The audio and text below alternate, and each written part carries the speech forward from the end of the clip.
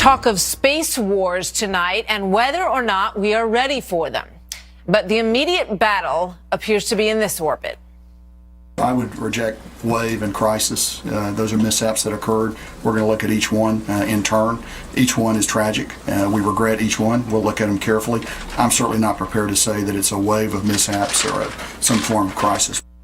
He is talking about 3 separate aircraft crashes this week that claimed the lives of 5 American service members, including these Marines who died Tuesday in a helicopter crash in California. Officials insisting that this week's crashes are not connected to each other. There have now been 5 non-combat accidents this year alone, killing 9 service members. Last year, there were 37 aviation deaths. That is nearly double the number in 2016, which raises obviously a lot of questions about how to keep our members of the service safe. Joining me now, Rebecca Grant, a national security and military analyst who has worked for the Air Force. Rebecca, good to have you here tonight.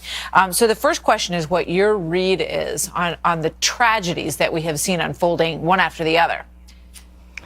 Those crashes are not going to turn out to have any technical linkage. They are linked by the fact they remind us of the sacrifice and the patriotism of those air crews. But they're 3 very different systems. We have to wait for the accident reports, but the crash of the Avi-8B, I suspect that's going to be a maintenance issue. That pilot was very lucky to eject. He did very well.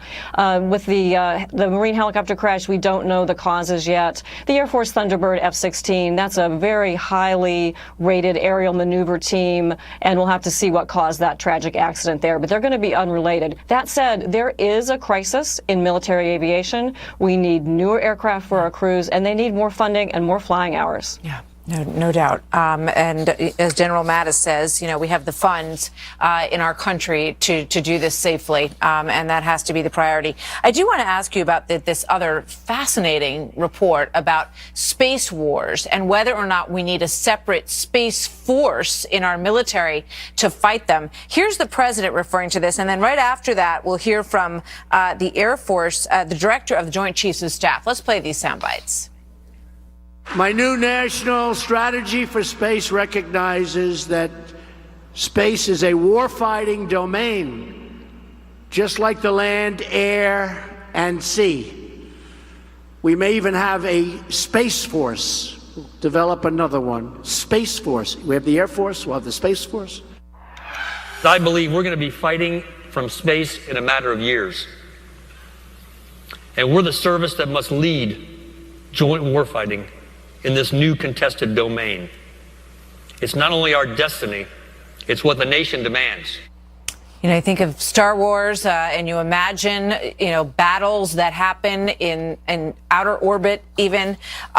It's a stunning future, but, you know, the way that we watch things happen, it's fairly predictable that we will be fighting up there, isn't it?